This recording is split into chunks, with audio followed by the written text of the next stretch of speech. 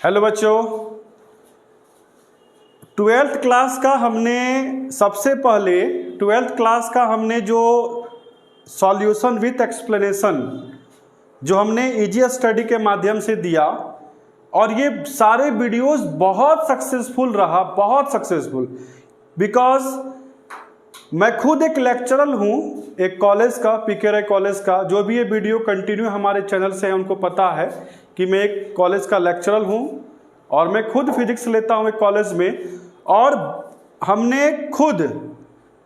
मैं 2 साल का सेटर भी हूँ। और ये जो आप देख रहे ये चैनल, इसके माध्यम से जो भी आप वीडियो देखेंगे ये आपके एग्जामिनेशन के लिए बहुत ज़्यादा इम्पोर्टेंट होगा। तो आज मैं आपको सेट 1 का फिजिक्स क्लास 11 सेट 1 का सॉल्यूशन विथ एक्सप्लेनेशन कराने वाला हूँ, ठीक है। तो अभी ना आपको एकदम पेन कॉपी लेके बैठना है। सबसे पहले बच्चों 11 क्लास के आप लोग बच्चे हैं। मेरा नाम गौरी शंकर है और मैं एक पीके राय कॉलेज का लेक्चरर हूँ। और अभी ना मैं आपके एग्जाम तक कंटिन्यू कुछ ना कुछ मटेरियल्स इंपॉर्टेंट्स देता जाऊंगा, ताकि आपको बहुत ज़्यादा हेल्प हो एग्जामिनेशन को लेकर, ठीक है। तो अब हम लोग स्टार्ट करते हैं। देखिए, अभी तक जो प्रिंट नहीं निकाले हैं इस तरह का, वो जरूर ये प्रिंट निकाल लें, क्योंकि बहुत सारे बच्चों का कॉन्सेप्ट है कि भाई हम मेरे व्हाट्सएप में तो है ही, हम क्यों प्रिंट करवाएं। तो देखो जी, जिसका व्हाट्सएप में है उसको ध्यान से सुनो। व्हाट्सएप में क्या होगा, तुम खोलेगा या तुम पीडीएफ से खोलेगा, मान लो डायरेक्ट फाइल में जाके तुम क्वेश्चन नंबर 1 पढ़ा, तब तक तुम्हारे को मैसेज घुस गया। अब जैसे ही मैसेज घुसा, अब तुम फिजिक्स क्या पढ़ेगा, केमिस्ट्री क्या पढ़ेगा, इकोनॉमिक्स क्या पढ़ेगा, अब तुम क्या पढ़ने लगा, व्हाट्सएप पढ़ने लगा। तो गया 45-50 मिनट खत्म। तो समय को बचाने के लिए 10 दिन जो आपका है, फिर से बता रहा हूं, ये जो 10 दिन आपका है ये आपका बहुत इंपॉर्टेंट है। क्यों? क्योंकि अगर अब की बार फेल किए ना आप 11 में, तो आप 11 में ही रह जाएंगे। ये आप एकदम ध्यान से समझिए, पहला कॉन्सेप्ट। दूसरा कॉन्सेप्ट क्लियर कर लीजिए कि झारखंड एकेडमिक काउंसिल बोली है कि हम 40 क्वेश्चन का एग्जाम लेंगे। एकदम ध्यान से सुनिए इस बातों को। तो 40 क्वेश्चन का एग्जाम तो वो लेगा, ये क्लियर है। लेकिन उन्होंने ना एक बात क्लियर करना छूट गया कि जो प्रैक्टिकल सब्जेक्ट है, जस्ट लाइक फिजिक्स, ध्यान से सुनिए, chemistry, computer science CS, geology, biology, ये जो भी सब्जेक्ट प्रैक्टिकल के सब्जेक्ट हैं, इन सभी का ओनली 35 मार्क्स का एग्जाम होगा, 15 नंबर का प्रैक्टिकल होगा जो आपको कॉलेज से मिलेगा। तो बच्चों ये चीज एकदम क्लियर कर लो कि फिजिक्स में आपका 40 नहीं आने वाला है, केमिस्ट्री में आपका 40 नहीं आने वाला है। कितना आएगा? 35। कॉलेज कितना देगा? 15। तो जितने भी स्टूडेंट हो, बी केयरफुल, इस एग्जाम को एग्जाम की तरह लो। और अभी ना बहुत सारे यूट्यूबर्स ने अपना आंसर दिया, हमने 1-2 यूट्यूबर को देखा भी, तो हमने देखा कि बहुत सारे ऐसे क्वेश्चन है जो वो खुद बाउंस कर रहे हैं, वो खुद उनको क्लियर नहीं है। तो कहां से आप वो क्लियर करेंगे? तो इन सारी चीजों को मैं जो भी एक्सप्लेनेशन के साथ जो भी आंसर बता रहा हूं वो 100% करेक्ट है, ठीक है। तो इसीलिए एकदम कलम कॉपी लेके अच्छे से इसको नोट्स बनाओ। अभी ना इसको एक बार रिवाइज करो, ये मत सोचो कि मेरा MB खत्म हो रहा है, ठीक है। तो इस चीज पे विशेष तौर पे ध्यान देना है।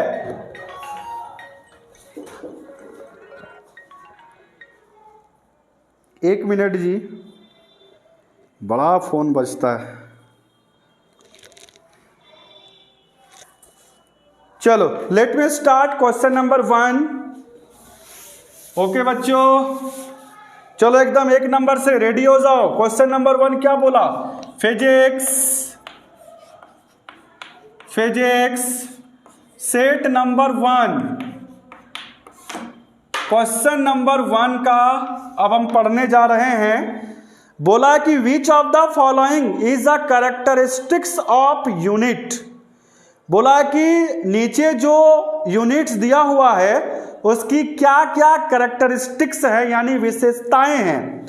ए नंबर बोला है the unit must be universally accepted, कि क्या कोई यूनिट यूनिवर्सली एक्सेप्टेड हो सकता है, इट इज पॉसिबल।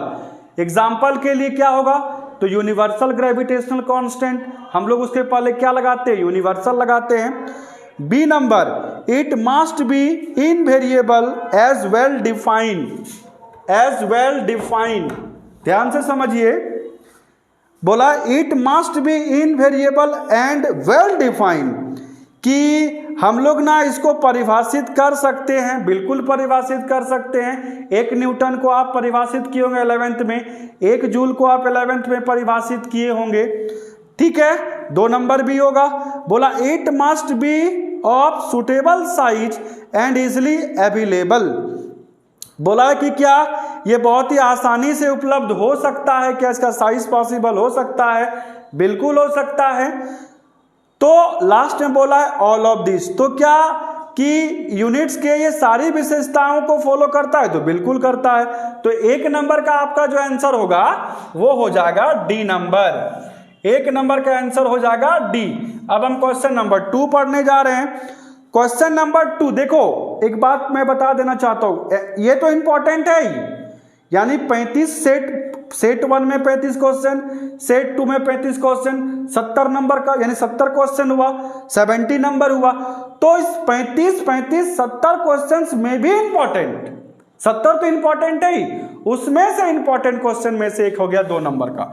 एकदम इसको बीबीआई कर लो, लगा लो अपना कॉपी में इंपॉर्टेंट, इसमें ये क्वेश्चंस आएगा, आने लायक क्वेश्चन है ये। क्या क्वेश्चन है ये, the dimensional formula of gravitational constant, gravitational constant का डायमेंशन कितना होगा। तो कैसे डायमेंशन निकालते हैं जी हम लोग, तो सबसे पहले लिखो, हालांकि तुमको टिक मारना है, तुमको इतना लंबा नहीं करना है जी, अभी ना जो हम बता रहे हैं इतना लंबा नहीं करना, बस तुम सीख लो कि सर ऐसे ऐसे होता है। बाय द वे क्या करो कि तुम जो रट के गए एग्जाम में, बाय द वे तुम दिमाग से निकल गया, तो तुमको ना उसका एक्सप्लेनेशन आना चाहिए कि उसको कैसे हम बना सकते हैं, कैसे हम सही कर सकते हैं। तो तुम लोग ना क्लास 11 ग्रेविटेशन में चैप्टर पढ़ा होगा, F is equal to G m1 m2 by R square.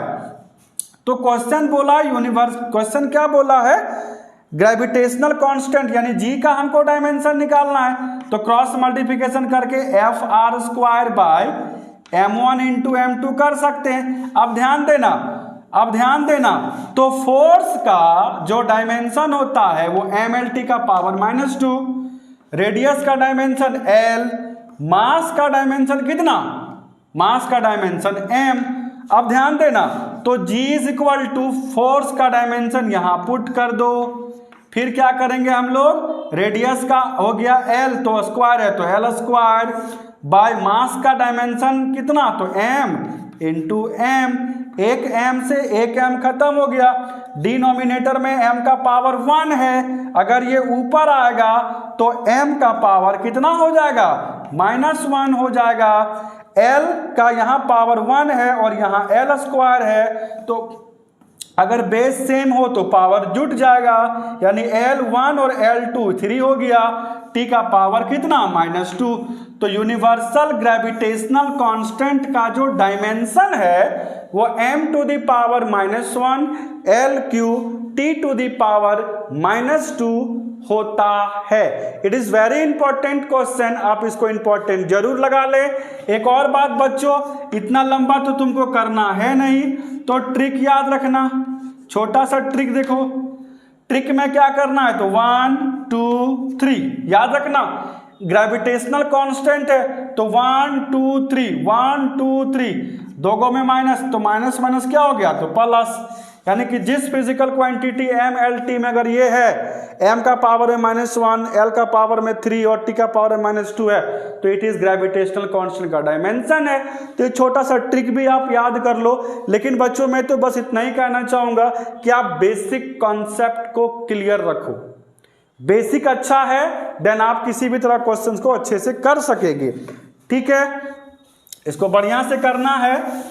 अब हम क्वेश्चन नंबर 3 में जाएंगे, फटाफट इसको स्क्रीनशॉट ले लेना है, अभी ना समय बहुत कम है, आपको बहुत सारा काम करना है। तो क्वेश्चन नंबर 3, क्वेश्चन नंबर 3 बोला है कि which of the following pairs has the same dimension, same dimension, A number में क्या दिया है सेम डायमेंशन के लिए, तो specific heat and latent heat, क्या specific heat and latent heat का डायमेंशन सेम होगा? नहीं होगा। Impulse and momentum, B number बोला है कि इंपल्स और मोमेंटम का डायमेंशन सेम होगा, चेक कर लेते हैं एक बार। तो इंपल्स का होता है force into small time interval, तो फोर्स का अभी आपको डायमेंशन हम बताएं, कितना बताएं, mlt का पावर -2 और टाइम का हो गया t। अगर बेस सेम हो तो पावर ऐड होगा, तो यहाँ -2 यहाँ 1 तो यहाँ -1 हो जाएगा इंपल्स का। अब क्या निकालना हम लोग को इंपल्स के बाद? मोमेंटम का। तो मोमेंटम का भी लगे हाथ हम लोग निकाल ही देते हैं। मोमेंटम इक्वल टू होता है मास इनटू व्हाट? वेलोसिटी। तो मास का डायमेंशन 1 और वेलोसिटी का आप लोग कॉपी में लिखा है lt to the power -1, finally mlt to the power -1। अच्छे से अब देख लो, इंपल्स का और मोमेंटम का डायमेंशन क्या हो गया? सेम हो गया, मतलब आगे बढ़ो ही नहीं, आगे जाओ मत। यानी कि 3 नंबर का आंसर कौन सा होगा? बी नंबर होगा। इसको ना इंपॉर्टेंट फिर से लगा लो, 2 नंबर और 3 नंबर क्वेश्चन बहुत इंपॉर्टेंट है। देखो जी, सेट नंबर 2 में ये फिर से दिया हुआ है, सेट नंबर 2 में यही सेम क्वेश्चन फिर से पूछ दिया है। तो सेट नंबर 1 और सेट नंबर 2 आपका दोनों क्लियर हो गया। अब हम लोग क्वेश्चन नंबर कितना जाएंगे? क्वेश्चन नंबर 4 जाएंगे। क्वेश्चन नंबर 4 को बढ़िया से समझना है। क्वेश्चन नंबर 4 क्या बोला है? Which of the following are not unit of time. बोला कौन इनमें से जो आपका दिया हुआ है कि विच ऑफ द फॉलोइंग, इनमें से कौन यूनिट मैंने टाइम का यूनिट नहीं है? तो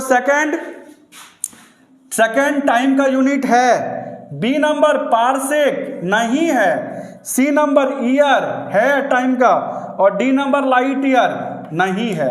तो ध्यान से समझना, इसमें नहीं है वाला आंसर हो गया 2, बी नंबर और डी नंबर। अब किसी का दिमाग अभी चकरा रहा होगा कि सर आप 2 आंसर कैसे निकाल दिए। तो सुनो ध्यान से, पारसेक और लाइट ईयर ना, ये दोनों डिस्टेंस का यूनिट है, डिस्टेंस को रिप्रेजेंट करता है, टाइम को रिप्रेजेंट नहीं करता है।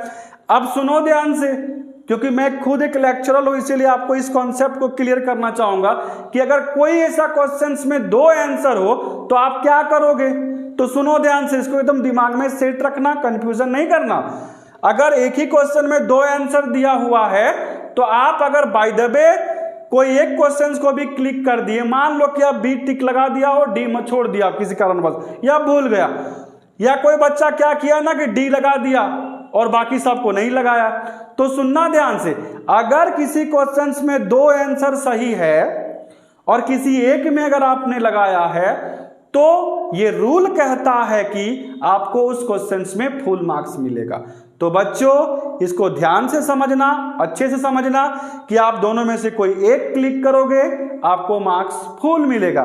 ठीक है, क्वेश्चन नंबर 5 में अब हम जाएंगे। क्वेश्चन नंबर 5 क्या पूछा है, इधर मिटा सकते हैं आप, बढ़िया से स्क्रीनशॉट ले लें। क्वेश्चन नंबर 5 में यहां बता देता हूं, जगह है अभी। क्वेश्चन नंबर 5 बोला है कि द ऐसा यूनिट ऑफ टॉर्क। देखो जी, टॉर्क का फॉर्मूला होता है R क्रॉस F। तो R का हो गया मीटर और फोर्स का हो गया न्यूटन। इसको थोड़ा एडजस्ट कर लो, तो न्यूटन मीटर के कौन सा ऑप्शन? ए नंबर ऑप्शन। क्वेश्चन नंबर 6 देख लो अब क्या बोला है। अभी ना फटाक से आप स्क्रीनशॉट ले लो, मिटाएंगे हम। स्क्रीनशॉट लो या तो फटाफट लिखते जाओ, हमारे पास जगह थोड़ा कम है इसीलिए हम साथ साथ में ना फटाफट मिटाते जाएंगे। क्वेश्चन नंबर 6 क्या बोला है जी, देखो ध्यान से। क्वेश्चन नंबर 6 क्या बोला है, देखो ध्यान से, तब तक आप 5 नंबर उतार लो फटाक से। बोला है कि स्लोप ऑफ वेलोसिटी टाइम, सुनना ध्यान से, वेलोसिटी और टाइम, वेलोसिटी टाइम का स्लोप किसको रिप्रेजेंट करेगा?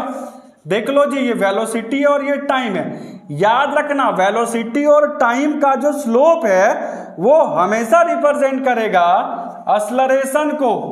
एकदम दिमाग में सेट कर लो, ये ग्राफ का क्वेश्चन है। वेलोसिटी टाइम ग्राफ हमेशा एक्सेलरेशन को रिप्रेजेंट करेगा। अब हम लोग नेक्स्ट बढ़ेंगे, कितना number? Question number 7। Question number 7 क्या बोला है, ध्यान से समझना। बोला है ball is projected with a velocity of, एक बॉल है, मान लो कोई भी बॉल ले लो, इसको हम प्रोजेक्ट किए, कितना वेलोसिटी से? इनिशियल वेलोसिटी दे दिया, कितना? 20 meter per second vertical vertical दिया है, वर्टिकल, अच्छा वर्टिकल प्रोजेक्ट किया है, तो ये 20 मीटर ना वर्टिकल है, नॉट हॉरिजेंटल। ये 20 मीटर हम लोग वर्टिकल ले लेंगे, वर्टिकल। चलो इस फिगर को मिटा ही देते हैं, ये फिगर ऐसा नहीं बनेगा। देखो जी, बॉल को हम लोग ना प्रोजेक्ट कर रहे हैं 20 meter, u is equal to 20 meter per second vertically, not horizontal. Find the distance, आपको ना s निकालना है इन फर्स्ट 2 सेकेंड। टाइम कितना दे दिया, 2 सेकेंड के लिए। अब देखो जी, जब हम कोई बॉल को ऊपर फेंकेंगे तो a क्या होगा, -g हो जाएगा। एक्सेलरेशन ड्यू टू, एक्सेलरेशन जो होता है वो एक्सेलरेशन ड्यू टू ग्रेविटी में कन्वर्ट होता है, और डिस्टेंस निकालने के लिए बोला है, तो आप लोग को पता होगा 1/s equal to ut plus half at square. ध्यान देना, u का वैल्यू 20, t का value 2 plus half into g का वैल्यू कितना लेंगे, माइनस में लेंगे, तो माइनस में g का वैल्यू हमको पता है क्या, g का वैल्यू कुछ दिया, g का वैल्यू अगर मान लो नहीं दिया है, हाँ g का वैल्यू दे दिया 10, तो यहाँ -10 लेंगे हम लोग, और फिर t कितना, तो 2 का स्क्वायर। देखो जी, ये 2 से ये 2 पावर कट गया, तो 22 जा 40 प्लस माइनस माइनस 10 दूनी 20, यानी कि तुम्हारा 20 कितना आ गया फाइनल, यानी कि आपका जो हाइट आया उस बॉल को जो हम प्रोजेक्ट किए 2 सेकंड में कितना डिस्टेंस कवर किया, 20 मीटर का डिस्टेंस कवर किया। जब एक बॉल को देखो, इसको फेंक रहे ऊपर, तो इसको फेंके ये नीचे आया, तो बोला कि 2 सेकंड में ये बॉल कितना ऊपर जाएगा, तो 20 मीटर का डिस्टेंस ऊपर जाएगा। फटाफट इसको कॉपी करो, एकदम कलम कॉपी लेके बैठो, ठीक है, आराम से एकदम फटाफट नोट करो, ठीक है। उधर जब तक नोट करो फटाक से, इधर हम बता रहे, दोनों साथ में देखना बढ़िया से, ऐसा नहीं कि उसको नोट करने के चक्कर में इसको छोड़ दें हम। क्वेश्चन नंबर 8 बढ़िया से देखना, question number 8, acceleration is which type of physical quantity. बोला कि ए नंबर वेक्टर क्वांटिटी, बिल्कुल एक्सेलरेशन एक वेक्टर क्वांटिटी है, because it have magnitude as well as direction. जिस फिजिकल क्वांटिटी का मैग्नीट्यूड हो, डायरेक्शन हो, वो वेक्टर कहलाएगा। क्या स्केलर होगा, नहीं, टेंशन नन ऑफ दिस, खत्म करो जी, 8 नंबर का ये आंसर होगा। क्यों ए होगा, समझ में आया, it is vector because acceleration के पास डायरेक्शन और मैग्नीट्यूड दोनों होगा, इसीलिए। क्वेश्चन नंबर 9 पे पढ़ते हैं फटाफट, छोटा क्वेश्चन, थोड़ा जल्दी भागेंगे हम लोग। बोला है कि if the displacement of an object is zero, if the displacement of an object is zero, then what can we say about its displacement cover। तो बोला है कि तो जो डिस्प्लेसमेंट अगर जीरो है तो डिस्टेंस जो वो कवर कर रहा है उसके बारे में आप क्या कहेंगे, इट इज नेगेटिव। डिस्टेंस कभी नेगेटिव नहीं हो सकता है, it is must be zero. हाँ, ये जीरो हो सकता है, देखते हैं, it can not be zero, ये क्या जीरो नहीं हो सकता, ये भी हो सकता है। डी बोला इट मे और मे नॉट बी जीरो, ये शून्य नहीं होगा और हो भी सकता है, देखते हैं। देखो जी, इसको ना हम लोग डायग्राम से समझ गए, इससे अंदाजे नहीं मारना है किसी को।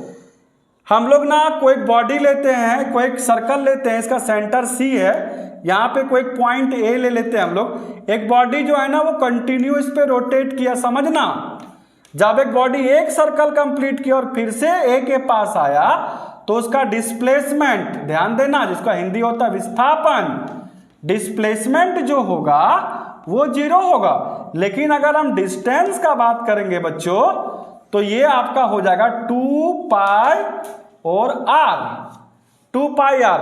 तो क्या आप इसको जीरो ले सकते हैं? देखो जी, जब एक चक्कर कंप्लीट किया कोई एक बॉडी, फिर से ए पे आया, डिस्प्लेसमेंट तो जीरो प्रूव कर दिए। क्या डिस्टेंस नेगेटिव आया? ए नंबर नेगेटिव बोला, काट दो, खत्म से, नहीं होगा, इट मस्ट बी जीरो। क्या डिस्टेंस जीरो आया? नहीं आया, it can not be zero, yes it can not be zero, ये कैन नॉट बी जीरो आया। बोला इट मे और मे नॉट बी जीरो, बोला कि ये जीरो हो सकता है, जीरो नहीं भी हो सकता है। अब देखो एक और हम एग्जांपल लेते हैं।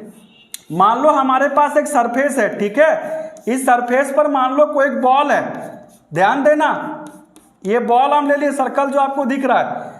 अगर इस सरफेस का कोई नाम दे दो, एक्स नाम दे दो, अगर ये बॉल एक्स पर अभी है तो इसका डिस्प्लेसमेंट कितना? अगर ये बॉल रेस्ट में है, अगर ये बॉल आगे नहीं बढ़ रहा है और अगर ये रेस्ट में है, तो इसका डिस्टेंस और डिस्प्लेसमेंट दोनों यहाँ जीरो हो सकता है। यानी कि किसी भी सिस्टम का डिस्टेंस और डिस्प्लेसमेंट किसी किसी केस में जीरो हो सकता है, लेकिन हर केस में जीरो होगा, इट इज नॉट पॉसिबल। इसीलिए हम लोग डिस्प्लेसमेंट अगर जीरो है तो डिस्टेंस जीरो होगा, ये हम लोग कभी 100% एक्यूरेसी नहीं दे सकते हैं। इसीलिए डी ऑप्शन आपको क्लियर कर चुका है। क्या क्लियर किया है? तो डी ऑप्शन आपको क्लियर कर चुका है कि इट मे और मे नॉट बी जीरो, यानी यह शून्य हो भी सकता है या नहीं भी हो सकता है। This is the fact and this is the right answer. ठीक है बच्चों, तो इधर फटाक से आप नोट कर लो बढ़िया से, तब तक हम उधर फटाफट हटा रहे। जल्दी जल्दी करो एकदम जी, फटाफट फटाफट। लगता है मेरा शर्ट में चौक लग गया है। क्वेश्चन नंबर 10 नंबर देखते हैं जी हम लोग, कितना नंबर 10 क्या क्वेश्चन कहता है। बहुत आसान आसान क्वेश्चन दिया, लेकिन बोला है 2 cars A and B are moving with velocities of 100 kilometre per hour 60 kilometre per hour. वाह, 2 कार है, देखो जी वेलोसिटी ऑफ ए कितना दे दिया 100 kilometre per our, velocity of B कितना दे दिया 60 kilometre per hour. What is the relative velocity of A with respect to B? ठीक है, अगर दोनों का डायरेक्शन कैसा हो, सेम हो, तो velocity of A minus velocity of B हो जाएगा। ए का 100 बी का 60, तो कितना आ गया जी 40 किलोमीटर पर आवर। कौन सा ऑप्शन होगा? ए नंबर। फटाक से लगा दो ए नंबर ऑप्शन। ठीक है, इसमें डी नंबर 9 का डी नंबर ऑप्शन लिख लेना, छूट गया था। 11 नंबर क्वेश्चन देखो क्या बोल रहा है। The rate of change of displacement is called what? The rate of change of displacement is called velocity, is called velocity। तो वेलोसिटी कौन सा ऑप्शन में दिया हुआ है? सी नंबर में दिया, तो फटाक से क्लिक करो सी नंबर। ये सब क्वेश्चन एकदम इजी इजी, टाइम बर्बाद मत करेंगे, इसमें नहीं करेंगे हम लोग। हाँ, 12 नंबर क्वेश्चन तो कितना अच्छा क्वेश्चन है। बोला है कि analogue of mass in rotational motion is, बोला है कि analogue of mass is in rotational motion is moment of inertia, torque, angular velocity, angular momentum. बोला है कि जब वो कोई बॉडी रोटेशनल मोशन में रोटेट करता है तो द्रव्यमान का समतुल्य यानी मास का इक्विवेलेंट कौन कौन सा होगा? तो मोमेंट ऑफ इनर्शिया, क्योंकि moment of inertia I is equal to होता है mr square. This is the fact, यानी कि आपका आंसर हो जाएगा A number, moment of inertia. Question number कितना? क्वेश्चन नंबर 13 को हम इधर बताना चाहेंगे, अच्छा क्वेश्चन है। देखो 13 नंबर ध्यान से समझना, उधर से फटाफट नोट करो। 13 नंबर देखो यहाँ पे, 2 bullets are fired simultaneously horizontal and with different speed from the same place. देखो जी, सेम प्लेस से बुलेट को फायर करेंगे तो कुछ तो हाइट दिखाना पड़ेगा बबुआ। यहाँ पे देखो 2 बुलेट को एक साथ हम फायर कर रहे हैं, तो 2 बुलेट को जैसे ही फायर करेंगे वो सरफेस पे आएगा, ऑब्वियसली कहीं गिरेगा। चलो दिखा देते हैं 2 बुलेट को हम फटाक से। क्या बोला? Which bullet will hit the ground first? कौन सा बुलेट पहले गिरेगा? देखो जी, उस बुलेट का मास के बारे में कुछ बोला है क्या? 2 bullet are fired simultaneously horizontally. देखो मास के बारे में कुछ नहीं बोला है, तो ऐसा हम लोग मान के चलेंगे। चलो मास के बारे में तो यहाँ चर्चा ही नहीं करना, अभी मास के बारे में चर्चा नहीं करेंगे, क्योंकि मास तो कुछ भी इक्वल भी हो सकता है। 2 बुलेट है तो बुलेट का मास इक्वल भी हो सकता है, ध्यान देना। हाँ, कोई जरूरी नहीं है, बुलेट का मास इक्वल भी हो सकता है। तो अभी हम लोग क्या करेंगे, देखो जी, जो बॉल को हम ना प्रोजेक्ट कर रहे हैं, तो कोई भी प्रोजेक्टाइल मोशन में आप लोग पढ़े होंगे कि कोई भी बॉल को अगर हम प्रोजेक्ट करते हैं तो उसका horizontal component is constant but vertical component is changes. तो वर्टिकल कंपोनेंट ऑफ वेलोसिटी यहाँ पे कितना हो जाएगा? 0। यहाँ पे यानी vertical component at the initial situation u is equal to 0, then s equal to ut plus half at square concept लो। क्यों लेंगे? अब देखो कोई भी बॉल को प्रोजेक्ट करेंगे then a is equal to minus G, तो यहां तो h ले लेंगे बबुआ। u जो लेंगे हम लोग, इट इज वर्टिकल कंपोनेंट, यहाँ पे लिख दे रहे क्लियर करके, एकदम ध्यान से समझना क्यों 0 होता है। कि जब कोई बॉल को हम प्रोजेक्ट करते हैं किसी भी एक सर्टेन हाइट से, तो उसका हमेशा जो कंपोनेंट, एक कंपोनेंट क्या होगा? कांस्टेंट, दूसरा कंपोनेंट वेरिएबल। तो यहां पे हम लोग ना हॉरिजॉन्टली मूव कर रहे हैं, इसलिए वर्टिकल 0 हो जाएगा। तो ये पूरा 0 होगा, u इंटू टी माने 0 प्लस हाफ a किसके बराबर? माइनस जी के बराबर इंटू टी स्क्वायर। अब यहां पे ध्यान देना, ये माइनस माइनस क्या हो जाएगा? ओहो, यहां तो प्लस लेना पड़ेगा ना। लेकिन हम लोग यहाँ पे जी का वैल्यू पॉजिटिव भी लेके सकते, क्योंकि मैथमेटिकल वैल्यू है, इसलिए यहाँ पे पॉजिटिव लेके चलो, कोई दिक्कत नहीं है। क्योंकि हम लोग ना यहाँ पे स्क्वायर रूट का चक्कर आएगा, इसलिए नेगेटिव नहीं लेंगे हम लोग। देन हाफ जी टी स्क्वायर। अब ध्यान देना थोड़ा बढ़िया से, इस क्वेश्चन को समझो अच्छे तरीके से, बढ़िया क्वेश्चन है ये, अभी तक का सबसे बढ़िया क्वेश्चन है ये। अब देखो जी, तो इसको क्रॉस करेंगे तो 2h इज इक्वल टू कितना होगा, G T square, then T square equal to 2h by G, then T is equal to under root 2h by G. ध्यान दो, किसी भी बॉडी को अगर हम एट सर्टेन हाइट के साथ फायर करेंगे तो उसका एक्सेलरेशन ड्यू टू ग्रेविटी दोनों बुलेट का कितना होगा, सेम होगा। तो जी यहां पे सेम हो गया, दोनों बुलेट को हम जो फायर कर उसका हाइट हुआ सेम है। तो दोनों बुलेट का जब समय सेम है तो आंसर कौन सा होगा, जब दोनों बुलेट का टाइम इक्वल है तो वो एक ही बार ना गिरेगा जी। अगर तुम मान लो दो बच्चा छत से एक बार कूद रहा है तो दोनों का अगर एक साथ कूद रहा है, उसका हाइट सेम है, उसका acceleration due to gravity same है, तो समय सेम ना होगा। देन व्हाट, दोनों बोथ विल रीच साइमल्टेनियसली, यानी the right answer is C. अच्छे से वीडियो को रोक रोक के जितना बात हम बोले अच्छे से समझना, ये क्वेश्चन रटना नहीं है, समझना। फिर इसको रटोगे तो जाओगे। क्वेश्चन नंबर 13 हो गया, 14 देखो, चलो फटाक से नोट करना, उधर हम घूम रहे हैं। 14 नंबर क्या बोला है, 14 number, which of the following operations between the two vectors can yield a vector perpendicular to either of them. Addition, addition में दो वेक्टर कभी परपेंडिकुलर नहीं होगा, सब्ट्रैक्शन में नहीं होगा, डॉट प्रोडक्ट में। देखो जी, डॉट प्रोडक्ट में दो वेक्टर कभी भी आपस में परपेंडिकुलर नहीं होता, डॉट प्रोडक्ट में ए बी कॉस थीटा होता है। लेकिन जैसे ही हम लोग क्रॉस प्रोडक्ट लेते हैं, देखो इसका डायग्राम हम बना दे रहे हैं, देखो कैसे ये काम करता है। हम एक पॉइंट लेते हैं यहाँ पे, दो वेक्टर्स, एक वेक्टर ये, इसको वेक्टर ए लेंगे, इसको वेक्टर बी लेंगे। राइट हैंड कर्ल रूल से बात करेंगे ना, तो इसके बीच में यूनिट वेक्टर होगा एन कैप, इसका डायग्राम बना लेना। तो इसका जो रिजल्ट होगा ए क्रॉस बी का, ये होता है ए बी साइन थीटा के साथ में होता है एन कैप, और ये वेक्टर जो होता है आपस में परपेंडिकुलर होता है। Then right answer is what, the right answer is D, cross vector और वेक्टर प्रोडक्ट। चलो फटाफट फटाफट नोट करो एकदम ना, सारे जितने भी यूट्यूबर है ये क्वेश्चंस बहुत कोई सेम बनाया, बट जिस तरह का एक्सप्लेनेशन हमने आपको दिया उतना एक्सप्लेनेशन किसी का नहीं, इसलिए अच्छे से एकदम बढ़िया से कॉपी कलम ले करके अच्छे से नोट करो। एकदम तगड़ा वाला नोट्स मिल रहा है तुमको एकदम। अब की बार पिछले वाला स्लोगन था 90 पार, लेकिन तुम लोग का तो 35 है ना, तो कम से कम 30 पार करो यार, ऐसा मत करना। 35 में 30 लाओ, ऐसे काम नहीं चलेगा। खासकर पीके रॉय वाले तुम बढ़िया से मार्क्स लाना है। 15 नंबर देखो जी, the moment of inertia of a body does not depend upon. देख हीरो 15 नंबर क्या बोल रहा है, the moment of inertia of a body does not depend upon. Moment of inertia बोल रहा है किस पर डिपेंड यहाँ पे नहीं करेगा। तो moment of inertia equal to formula आता है M R square, M A square, M L square, जो तुम ले सकते हो, तो हम एम आर स्क्वायर लेके चलेंगे। क्या ये मास पे डिपेंड करता है, डज नॉट डिपेंड, ये मास पे डिपेंड करता है। हाँ बोला कि नॉट डिपेंड करने वाला बताना है। एक्सिस ऑफ रोटेशन, बिल्कुल बिल्कुल axis of rotation. Moment of inertia का डिस्टेंस इसको आर लेते हैं हम लोग, ये रोटेशनल एक्सिस हो गया, this is rotational axis. R A, यहां पे कोई बॉडी है रोटेट करता है, बी नंबर ऑप्शन होगा।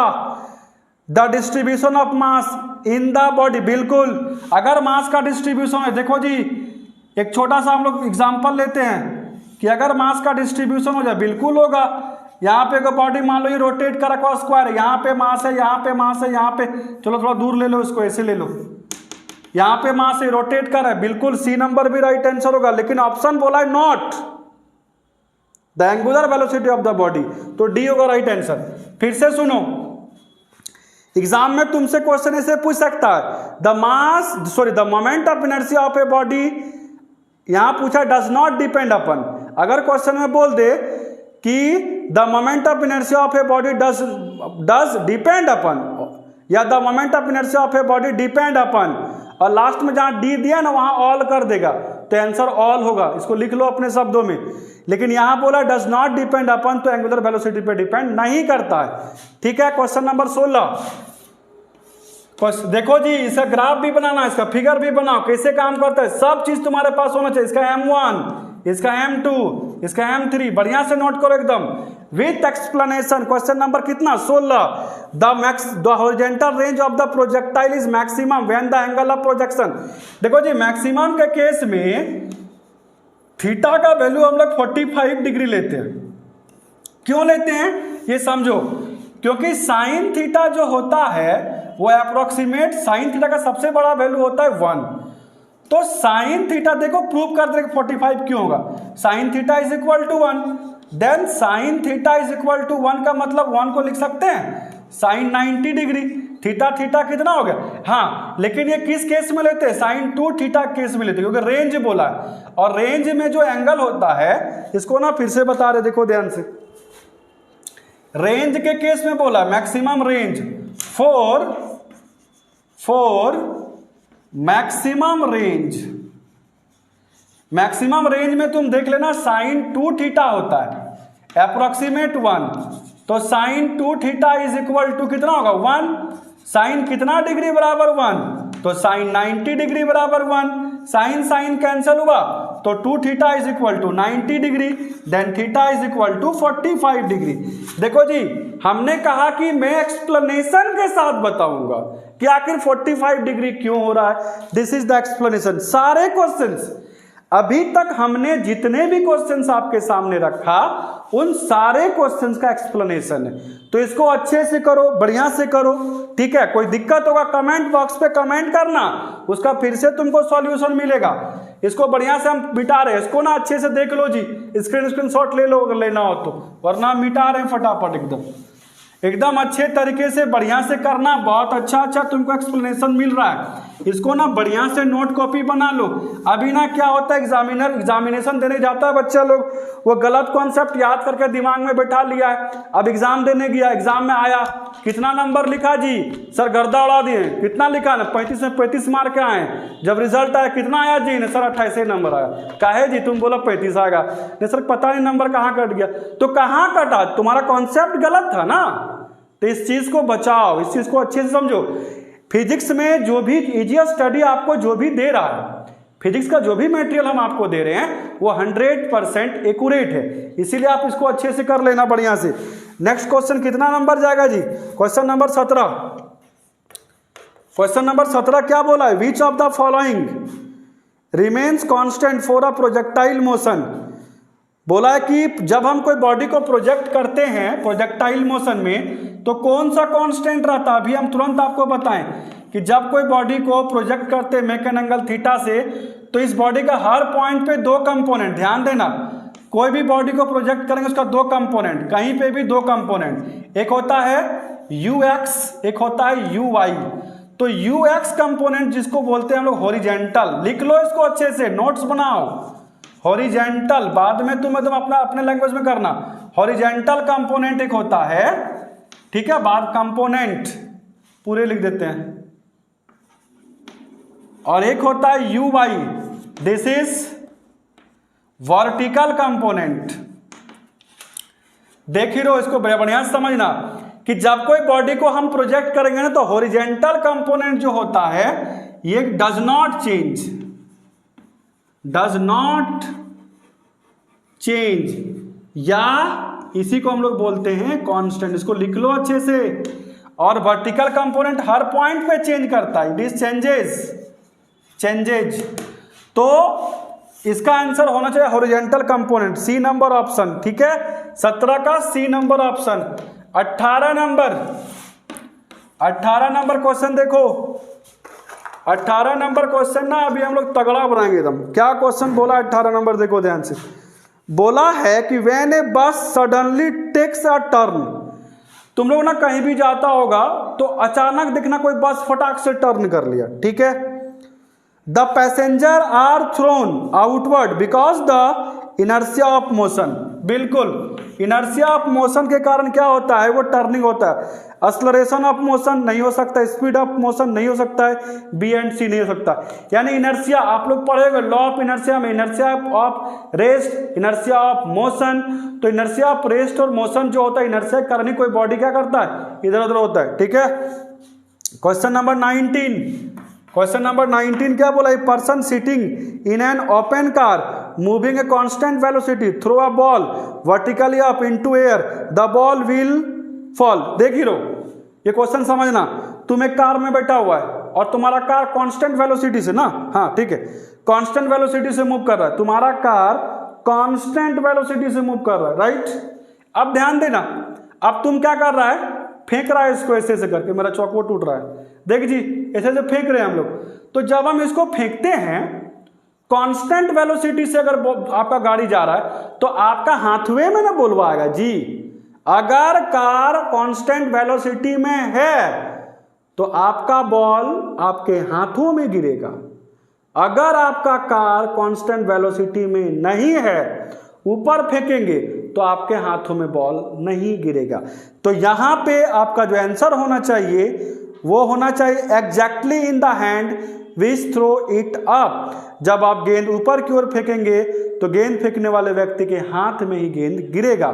ठीक है, ये बहुत ही सुंदर क्वेश्चन है बाबू, इसको बढ़िया से सोचना। नहीं सोच पाएगा तो कमेंट बॉक्स का यूज करना, फिर से बताएंगे। 20 number, a force of 5 Newton act on a body of mass 1 kg। फालतू क्वेश्चन है। एगो फोर्स लगा रहे किसी बॉडी में, कितना न्यूटन का, 5 न्यूटन का। 5 न्यूटन का फोर्स लगाए, मास दिया 1 kg, बोला कितना एक्सेलरेशन होगा, तो वी नो दैट कर देना, F बराबर ma होता है, F बराबर ma, तो A equal to F by M कर दो। F दिया है, m दिया है, 5 metre per second square answer. फालतू क्वेश्चन है, मतलब बहुत आसान क्वेश्चन। ए नंबर 20 का ए नंबर। ठीक है, 21 नंबर ध्यान देना फटाफट। विच of the following is self adjusting force. तो सेल्फ एडजस्टिंग फोर्स आप लोग फ्रिक्शन में पढ़े होंगे, फ्रिक्शन में static friction, limiting friction, kinetic friction. तो स्टैटिक फ्रिक्शन जो होता है वो सेल्फ एडजस्टिंग फोर्स होता है। सेल्फ एडजस्टिंग फोर्स से ज्यादा फोर्स अगर किसी बॉडी को हम दे दे तो वो लिमिटिंग में पहुंच जाता है। कहां पहुंच जाएगा, लिमिटिंग, मैक्सिमम लिमिटिंग में। और लिमिटिंग से ज्यादा देंगे तो काइनेटिक में, मतलब वो धड़ल्ले से गिर जाएगा। तो सेल्फ एडजस्टिंग फोर्स किसको बोलेंगे हम लोग, स्टैटिक फ्रिक्शन को। It is self adjusting force. लिख लो बढ़िया से, लिख लो, इसको एक लाइन से लिख सकता है कि स्टैटिक फ्रिक्शन इज, लिख दे रहे हैं हम, रुक जाओ। स्टैटिक फ्रिक्शन इज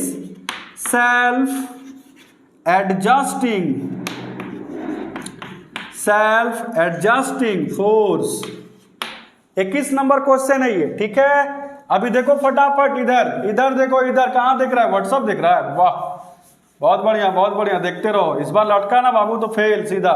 11 में फेल तो फेल, 12 का तुम मुंह नहीं देख पाएगा। अभी इलेक्ट्रोस्टैटिक सब कोई पढ़ रहा है ना, इलेक्ट्रोस्टैटिक धरा का धरे रह जाएगा, तुम फिर 11 में आगे धड़ाम से गिरेगा। इसलिए बढ़िया से देखो। 22 नंबर क्वेश्चन, ध्यान से एकदम। 22 नंबर क्या बोला है, when a torque acting on a body is 0। एक बॉडी है जिसका टॉर्क कितना दे दिया, 0, टॉर्क 0 है। Then which of the following should not change. तो बोला इनमें से कौन चेंज नहीं करेगा। तो इनमें से कौन चेंज नहीं करेगा जी, देखते हैं कौन चेंज नहीं करेगा। लीनियर वेलोसिटी चेंज नहीं करेगा, एंगुलर वेलोसिटी चेंज करेगा, एंगुलर डिस्प्लेसमेंट चेंज नहीं करेगा, force acting on a body change नहीं करेगा। तो मे बी इसका बी नंबर आंसर होना चाहिए। 23 नंबर क्वेश्चन बोला है कि A hammer of mass 300 gram moving a 40 metre per second. Hammer मतलब हथौड़ा, कितना ग्राम, 300 ग्राम का दे दिया, और ये मूव कर रहा है, यानी वेलोसिटी 40 मीटर पर सेकेंड। ठीक है, द नेल, एक कांटे को, the nail stop the hammer in a very short interval of time 0.02। तो बोला है कि the force of the nail on the hammer is, तो उसका फोर्स निकालो। देखो इसका हिंदी सुनो, बोला ये कांटी हम दीवार में ठोक रहे हैं हथौड़ी से, तो बोला हथौड़ी रुक गया, कितना फोर्स लगा के हथौड़ी रुक गया, तो F इक्वल टू क्या होगा, एम ए, यही निकालना है आपको।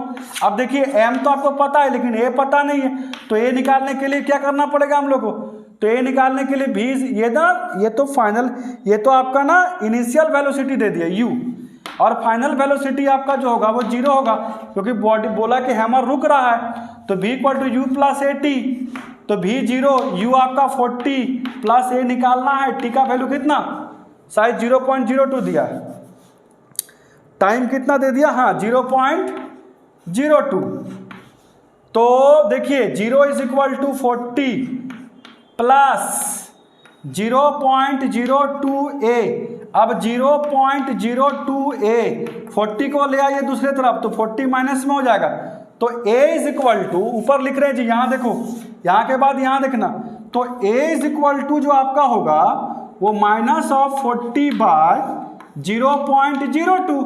अब इसका वैल्यू यहाँ पुट कीजिए, M कितना ग्राम है, तो इसको सबसे पहले केजी में चेंज करो, तो 10 का पावर माइनस 3 kg हो जाएगा।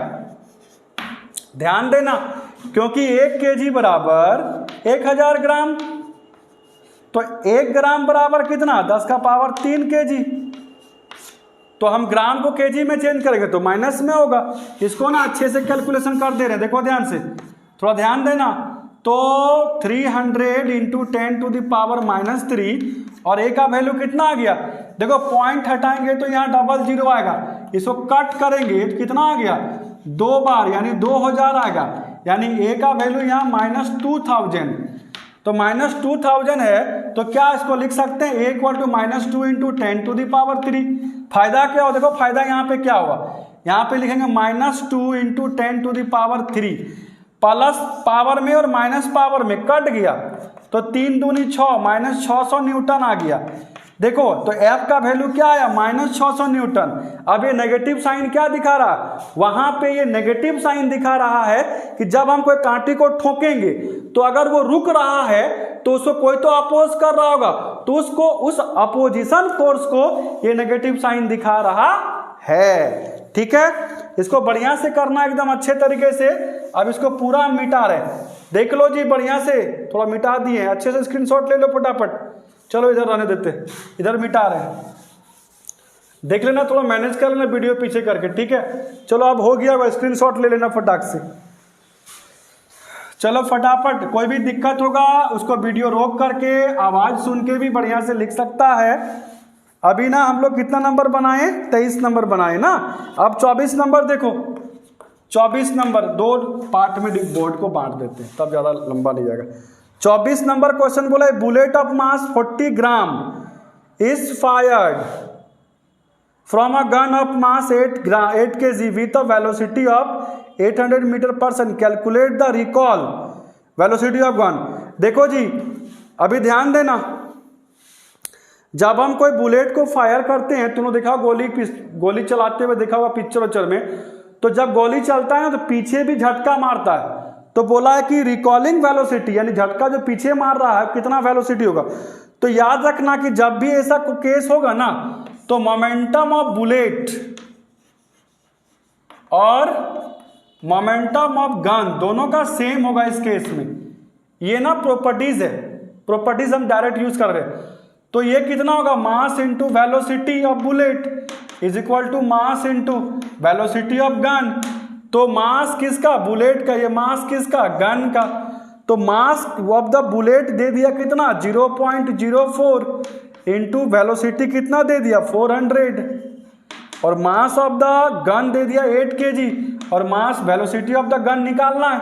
तो velocity of the gun is equal to 0.04 into 400 by 8। ये पॉइंट हटाएंगे तो नीचे 2 0 आएगा, ये 2 0 से ये 2 0 खत्म, 4 दूनी 8, 2 दूनी 4, यानी वेलोसिटी ऑफ गन कितना, तो 2 मीटर पर सेकेंड। कौन सा आंसर होगा, कौन सा आंसर होगा, 2 number, C number, the right answer is C. 25 number question देखो, बढ़िया से इसको देख लो, अच्छे से देखो एकदम। 25 नंबर क्या बोला है, force required in force required in accelerating a 3 kg mass of 5 meter per second square and 4 kg mass at 4 meter per second square will be, कौन सा ज्यादा होगा, कौन सा फोर्स रिक्वायर्ड करेगा, तो 3m दे दिया 3 kg, m1 मान लेते हैं 3 kg और उसका एक्सेलरेशन a1 ले लेते हैं हम लोग 5 metre per second square, m2 ले लेते हैं हम लोग, m2 ले लेते हैं 4 kg और a2 ले लेते हैं एक्सेलरेशन कितना 4 मीटर पर सेकेंड स्क्वायर। बोला है फोर्स रिक्वायर्ड इन एक्सेलरेशन, तो देखो जी यहाँ पे F1 निकालेंगे तो m1 a1 यानी 3 इंटू 5 यानी 50 न्यूटन, F1 हो गया 50 न्यूटन। इसी प्रकार यहाँ पे F2 निकालेंगे तो कितना होगा 4 4 16 न्यूटन। तो ऑप्शन देखो क्या ऑप्शन से बनाना पड़ेगा, जीरो, दोनों जीरो आ रहा है क्या, नहीं आ रहा है, सेम आ रहा है क्या, नहीं आ रहा है, greater for 3 kg mass at 5 metre per second, क्या ये ग्रेटर है, नहीं है, ग्रेटर फॉर 4 kg मास, तो बोला है कि F2 ग्रेटर होगा F1 से, है ना, F2 ग्रेटर होगा F1 से, यानी आंसर कौन सा होगा, डी नंबर आंसर होगा 25 का डी। चलो बढ़िया से बनाओ फटाफट, एकदम कलम कॉपी लेके अच्छे से इसको बनाना है, नो फांकीबाजी, ऐसा नहीं कि हमको आंसर याद है, देखिए रहो आंसर याद करेगा बर्बाद हो जाएगा, कॉन्सेप्ट समझो।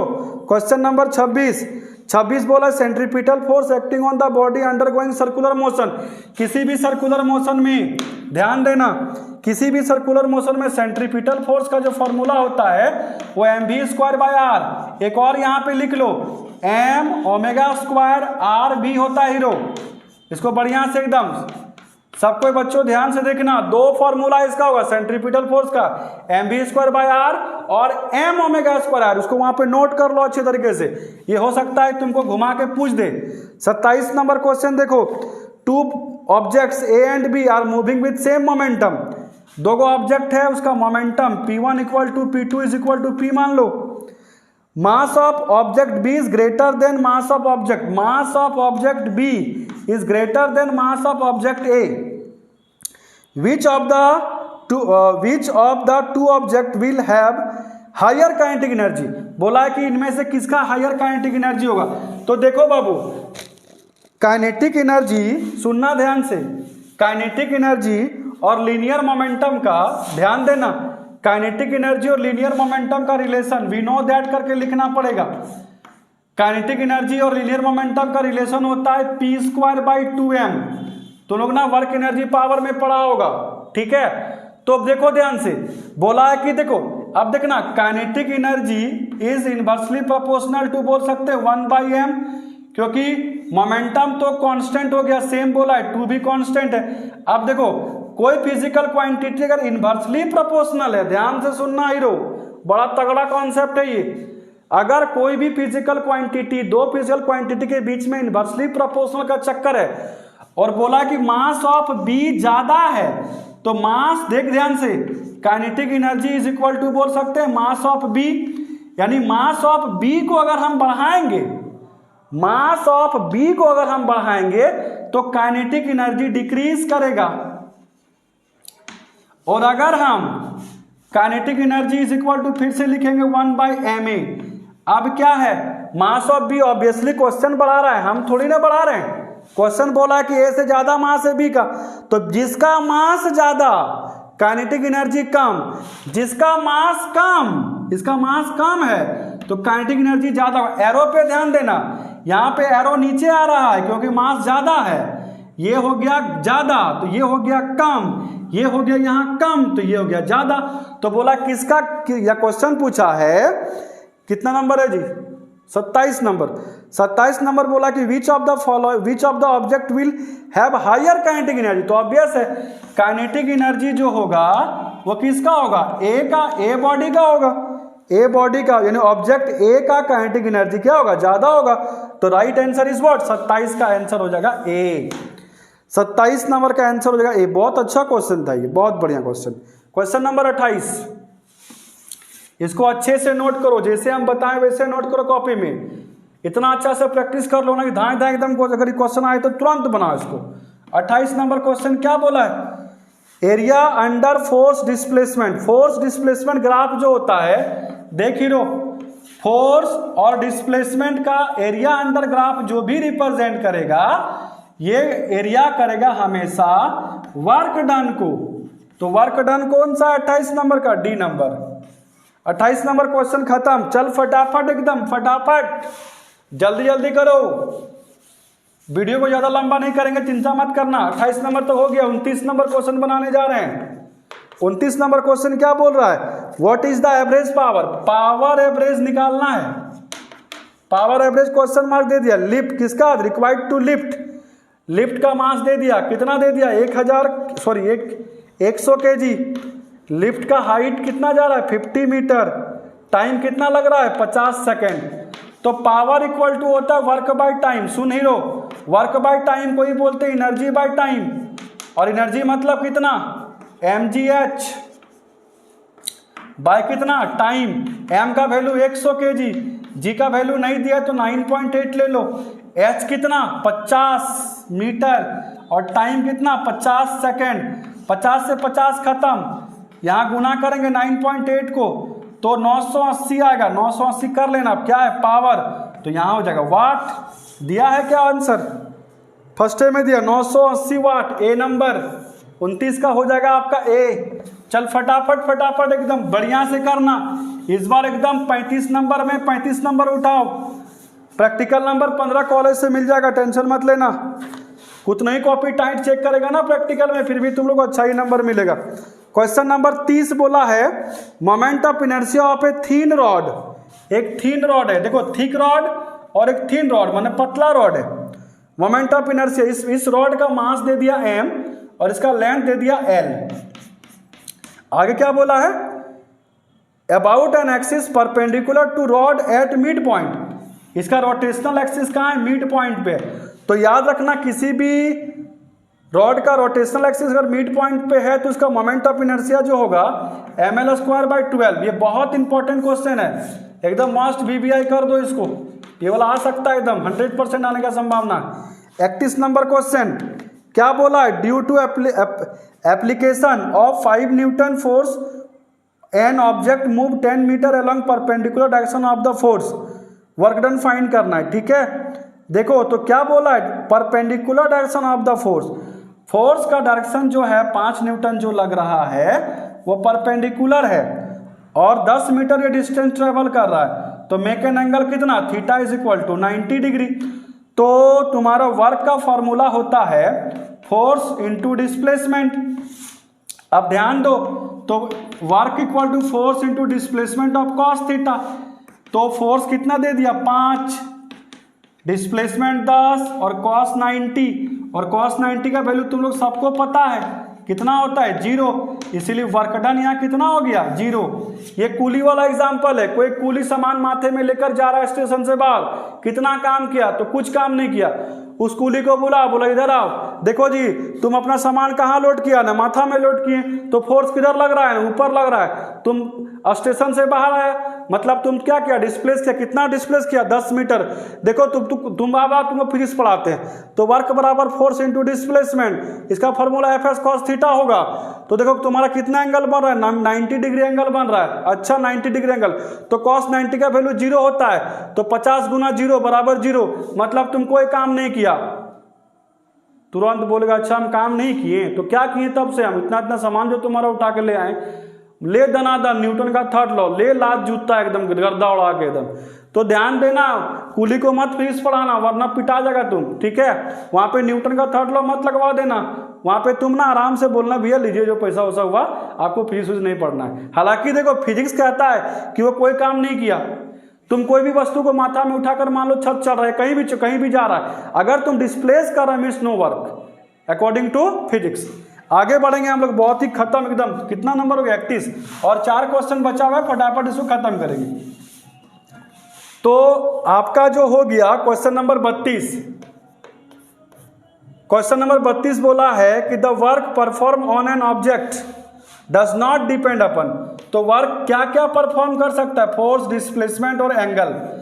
तो बोला है कि डिस्प्लेसमेंट करता है फोर्स अप्लाइड करता है, angle between force and displacement होता है, इनिशियल वेलोसिटी नहीं होता है। तो डी नंबर ऑप्शन खत्म करो फटाक से।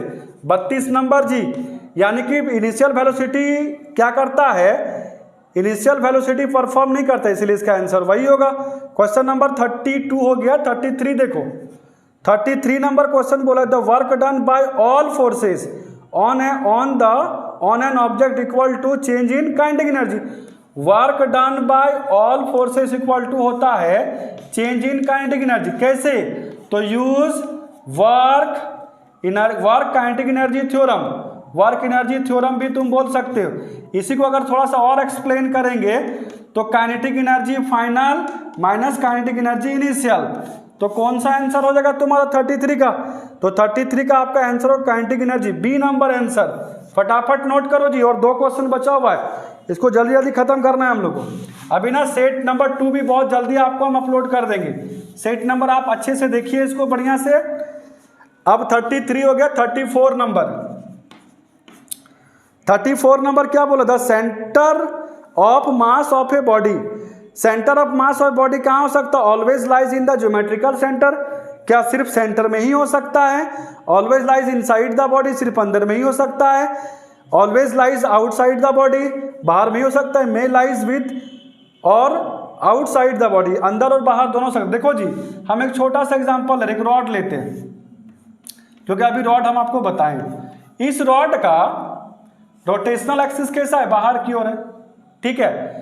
अब हम लोग क्या करेंगे, इसी थीन पतले से कोई वायर को अगर हम क्या करेंगे, इसको सर्कल कर देंगे।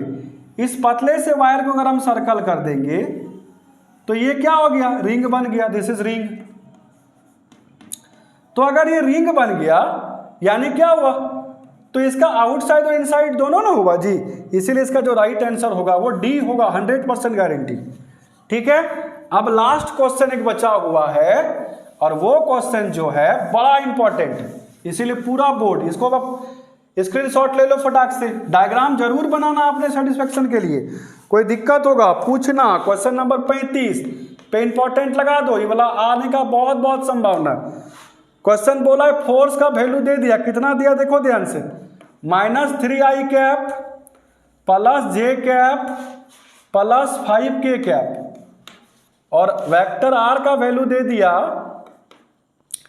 7i cap plus 3j cap plus ik cap. क्या निकालने बोला? टॉर्क निकालने के लिए बोला है। तो वी नो दैट, शॉर्ट में वीकेटी लिखते हैं हम लोग, टॉर्क इक्वल टू होता है vector r cross vector f। देखो जी, इसको ना यूज डिटर्मिनेंट करेंगे हम लोग। डिटर्मिनेंट का यूज में आप लोग पढ़े होंगे इसको बढ़िया से। तो कैसे निकालेंगे देखो ध्यान से, हम लोग ना इसको i j और k के फॉर्म में करेंगे। डिटर्मिनेंट आप लोग वेक्टर में पढ़े होंगे, तो इसको अच्छे से समझना। पहले ना r है ना, तो r का वैल्यू लिखो कितना, तो 7, i में j कितना है 3, k कितना है कुछ नहीं मतलब 1। अब f का वैल्यू लिखो कितना है -3, फिर कितना है 1, फिर कितना है तो 5। अब इसको ना बंद कर दो, इसको ना हम लोग डिटर्मिनेंट मेथड कहेंगे या क्रेमेस रूल। देखो इसको ना अच्छे से समझना, बढ़िया न्यूमेरिकल है, इसको अच्छे से कैसे समझना है देखो ध्यान से। अभी क्या करेंगे हम लोग, जब आई निकालेंगे ना, देखो आई निकालेंगे, देखो पहले ना हम लोग आई निकालेंगे, तो आई जब निकालेंगे तो आई को बंद कर देंगे, ठीक है। जे और के बचा, तो जे का कितना वैल्यू 3115, 3115, ये आई हो गया। बीच में माइनस, एकदम याद रखना इसको कैसे बनाते हैं। अब जे वाला बंद कर दो, जे बंद करेंगे तो आई बचा और के बचा, तो आई का वैल्यू 7 -3 और 1 5। अब के का वैल्यू लिखो, तो के जब निकालेंगे तो के को बंद कर देंगे, 7 -3 3 1। अब देखो इसको इससे मल्टीप्लाई, इसको इससे मल्टीप्लाई, आई तो 5 3 जा 15, बीच में माइनस होगा 1, फिर माइनस जे, फिर इसको इससे मल्टीप्लाई, इसको इससे मल्टीप्लाई, 7 5 जा 35, माइनस देखो यहाँ पहले से माइनस है और ये माइनस पहले आ गया, यहाँ -3, फिर प्लस के है तो के लिखो, ये थोड़ा ऊपर कर देंगे, हाँ, प्लस के, इसको इससे मल्टीप्लाई तो 7, फिर यहाँ माइनस होगा, ये पहले माइनस माइनस कितना 9 हो जाएगा, ध्यान देना। तो 15 में 1 जगह तो 14 इंटू आई, तो 14i माइनस जे 35 माइनस माइनस प्लस 3 प्लस के 7 माइनस माइनस प्लस 9, यानी कि 14i कैप 35 और 3 माइनस 38 जे कैप, ठीक है। फिर यहाँ प्लस 9 10 6 16 के कैप। तो कौन सा आंसर दिया हुआ है? 14i कैप माइनस 38 जे कैप प्लस 16, कौन सा आंसर है जी? ए नंबर दिख रहा है, तो ए इज द फाइनल आंसर। तो ये हुआ आपका पूरा सेट नंबर 1 का सॉल्यूशन। इसको आप अच्छे तरीके से देख लो। कोई दिक्कत होता है तो जरूर कमेंट बॉक्स का यूज करना, कमेंट करना। अब ना ध्यान से सुनो, अपने सारे ग्रुप में इस सॉल्यूशन को सेंड करो, क्योंकि मैं खुद एक लेक्चरर हूं, ठीक है। और मैं अभी जो भी आपको बताऊंगा सारा का सारा झारखंड एकेडमिक काउंसिल का जैसा क्वेश्चन पैटर्न होगा उसी आधार पे हम आपको चैप्टर वाइज भी सॉल्यूशन देने वाला हूं। तो अभी सेट नंबर 1 आज दिए, सेट नंबर 2 कल देंगे, फिर जो समय बचेगा चैप्टर वाइज सारा रिवाइज करवा देंगे। तो इस चैनल को ज्यादा से ज्यादा सब्सक्राइब करो, ज्यादा से ज्यादा बच्चों तक भेजो, सारे ग्रुप्स में शेयर करो, एकदम छा जाना चाहिए चैनल। क्योंकि अगर इतना मेहनत कर रहे हमारी टीम और हम, तो आपको भी फर्ज बनता है कि थोड़ा आपको भी मेहनत करके पूरा सब्सक्राइब करवाना है इसमें, ताकि इस चैनल को कुछ डोनेशन आ सके, ठीक है। तो अच्छे से अच्छे तरीके से इसको बढ़िया से करो, अच्छे से सब्सक्राइब करो। और कोई अगर डाउट होता है तो उसको जरूर कमेंट बॉक्स पे कमेंट करना, ठीक है। आज के लिए इतना ही बच्चों, नेक्स्ट वीडियो में बहुत जल्द यानी कल ही लेके आ रहा हूं, ठीक है। आपने अपना बहुमूल्य समय निकालकर इस वीडियो को देखा, इसके लिए बहुत बहुत thank you. Okay for watching this video, thank you very much.